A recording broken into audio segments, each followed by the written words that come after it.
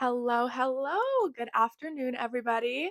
Today, I kind of wanted to have a little bit calmer of a conversation. I wanted to talk about what I've been doing to live a more intentional life. I've been seeing a lot of videos on social media about how to live like a slower life, adding more whimsy into your life, adding more intentionality into your life, and I've really taken it to heart over the past maybe 8 months of my life, and I've really been trying to include these little habits in my life that just make my life and my day to day feel slower, more intentional, more whimsical, more fun, and light-hearted. I feel like we live in such a society that's so obsessed with moving as fast as possible, and I can definitely attest to this as somebody who is through and through a city girl. I've been in West Coast Florida for like 12 years of my life, so like pretty much almost all I can remember has been Florida, and I live in a very, very busy part of Florida.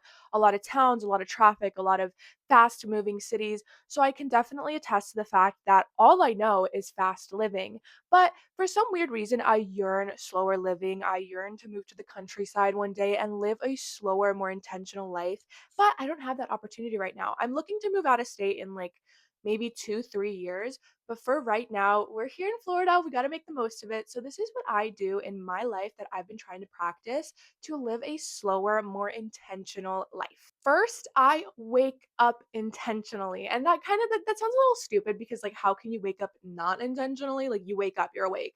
But and I talked about this in my last video a little bit. I was going through a pretty rough depressive state in December and January, and one of the things that got me out of bed was just waking up more intentionally. And the way that that looked for me is getting my phone away from my bed. And I know that that can be so challenging and so hard for so many people because we're so used to like our entire life just being on our phone. But it's so important for just like at least a second to step away from our phone, especially around our bed.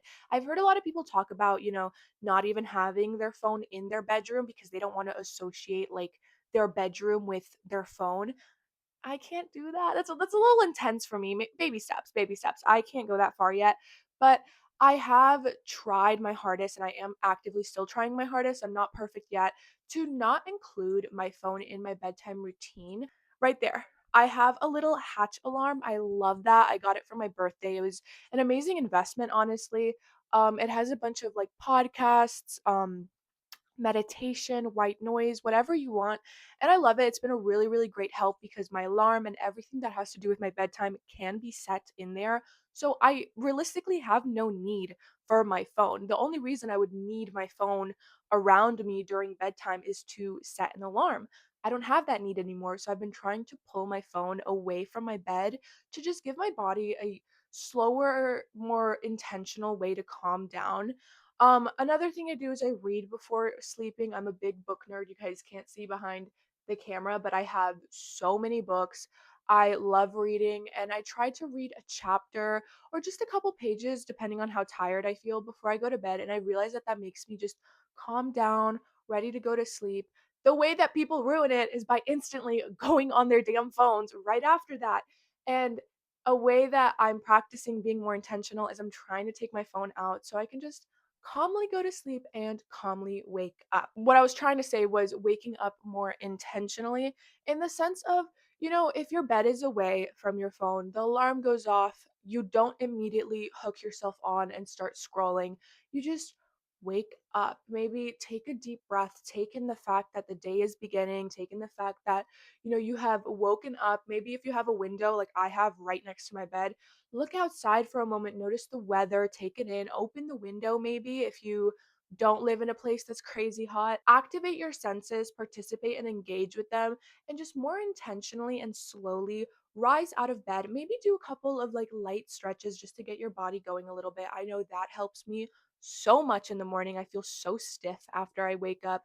So just move your body very slowly, get up slowly. Don't rush yourself into going into the world and just go, go, go. I know that that damages me so much. It just ruins my day. It doesn't make me feel like I started the day off right. It feels like I'm rushing when there's nothing really rushing me. So that's probably one of my biggest things, just waking up more intentionally. Another thing is go sit in nature. And I know this sounds insane because like have you guys seen that saying that's like go touch some grass? Like no, like literally go touch some grass because it I don't even know how to explain the benefits of it. Like there has been times where I've just felt so down on my luck and I've gone to a park or I've gone outside and I've just sat on the grass and just like admired the nature around me and it's made me feel 100 times better and it makes me feel like things are just moving slower, that I'm more present, more in the moment. And I encourage you guys, like if you go outside to engage in your senses, maybe close your eyes. What are you smelling? What are you hearing? If you want to look and open your eyes, like what are you seeing? What are the different types of plants or flowers you're noticing? Things like that. It's just a way to get yourself back in the moment. Stop thinking about everything going on up in your head and just get back in the moment. Be more intentional. The time feels like it's going by a little slower because you're engaging with the present moment. You're engaging with the things around you. This next one is a big one for me, but eat without distractions. I feel like the kettle calling the pot black right now. Like I struggle with this too. I'm literally a tablet kid. Like every time I'm eating, I will pull up like a YouTube video or watch Netflix or something. I don't it's like ingrained in my head. It's definitely a habit I'm trying to get myself away from. There actually is a lot of research and information that I'll try to find some and tag it down below if I can, that proves that eating more intentionally without distractions is better for your overall health because you're eating more consciously, you're not overfeeding yourself, you're engaging more with your food and being more in the present moment. And my tip is if you can't do that, at least cook without distractions. I love cooking, but I also love watching like a YouTube video or listening to a podcast while I cook, and I'm trying to pull away from that.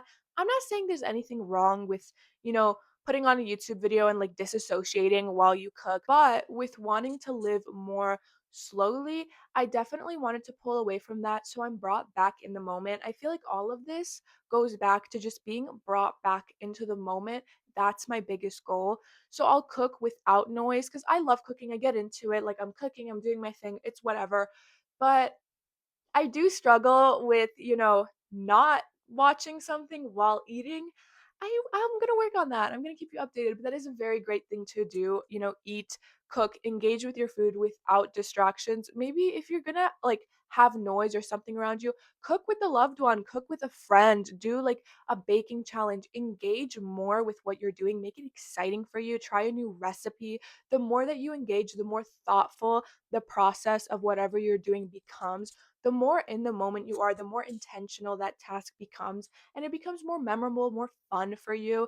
It doesn't become just a thing you do because you have to feed yourself. For example, if you're taking cooking, it becomes something that you look forward to, something that you enjoy, maybe something that you use as a hobby to like de-stress or try out new recipes or get creative.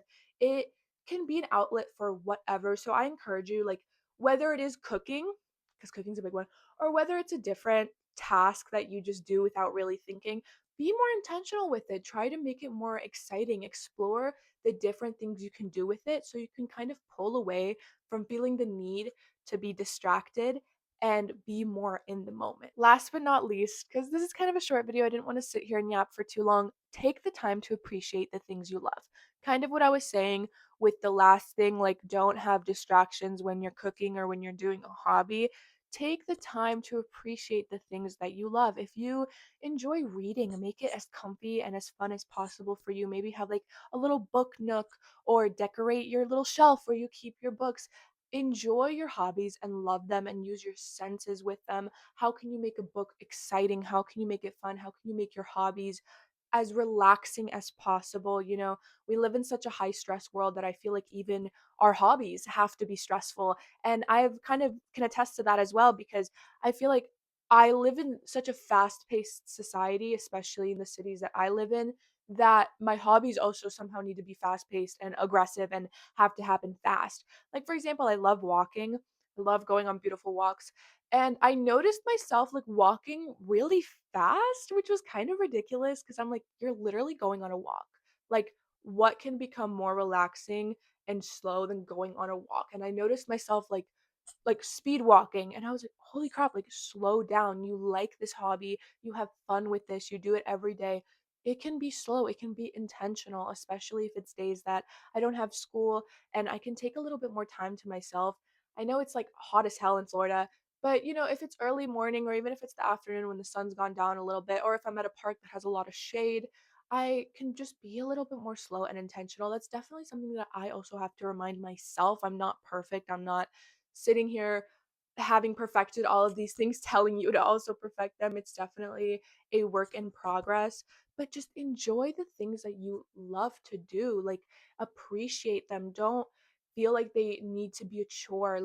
And I understand that obviously hobbies are not a chore. Like, those are things that you enjoy doing and do because you like to do them, not because anyone's forcing you to.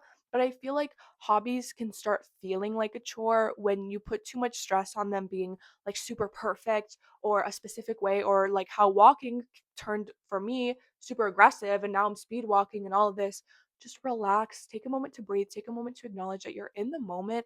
This is something fun. You can do this as relaxed as possible. You can, put on a cozy show. You can be in the moment. You can, I don't know, engage with what you're doing as intentionally as you can to slow down the moment and bring you back to earth. Hobbies do not have to be aggressive, they do not have to be fast. If you're into that, like if your hobby is like freaking mountain climbing or like jumping off of a plane, kudos to you. But I'm saying that they don't have to be that. They can be calm, they can be relaxing. Hell, your hobby can be teas. You can just find out how to make as many different teas as possible and have fun with that and have a new, cool, relaxing tea at the end of the night. It can be whatever you want it to be. A hobby doesn't have to fit a box. Things that you love don't have to fit a box. If you do something and you enjoy it and it's relaxing and fun for you, that can look like whatever you want it to look like. I just stress that you don't feel stressed while doing it, that you don't push yourself to do it fast, that you just take a moment, breathe, and be in the moment with the thing that you love doing and really appreciate it. In the same sense, kind of be more aware of your surroundings, kind of what I was saying about like the whole touch grass thing and being in nature. Like, take a moment to appreciate things. If you're walking by a really beautiful patch of flowers, sit there and just enjoy that that patch of flowers is really beautiful. If you bought a necklace that you absolutely love, take a moment and enjoy it. Maybe plan an outfit around it. If you bought a shirt that you really like for example, I got this shirt, super cute and comfy. Take a moment, find the perfect pair of shoes, find the perfect like accessories for it, the perfect way to do your hair to match it. You can have as much fun as you want with things, adding a little bit more whimsy into your life, adding a little bit more intentionality, bringing you back in the moment. I feel like I've exhausted that phrase. That was kind of it for today. I know it was short, it was quick, it was to the point, but I just kind of wanted to bring that out there. I feel like, especially kind of following my last video, I talked a lot about mental health and how mental health struggles can impact your day to day. And this kind of goes hand in hand with that. These are little things that I've done alongside other things to help my mental health, to help bring me back in the moment, to stop living in my head where I feel like those mental health issues really, really love to just keep you, and be back here with the people I love, be back in the space that I love, be more intentional with the things that I'm doing day to day so I don't feel like I'm just constantly living my life on autopilot. On autopilot. Why did I say that so weird? I can't redo that. That was so like aggressive.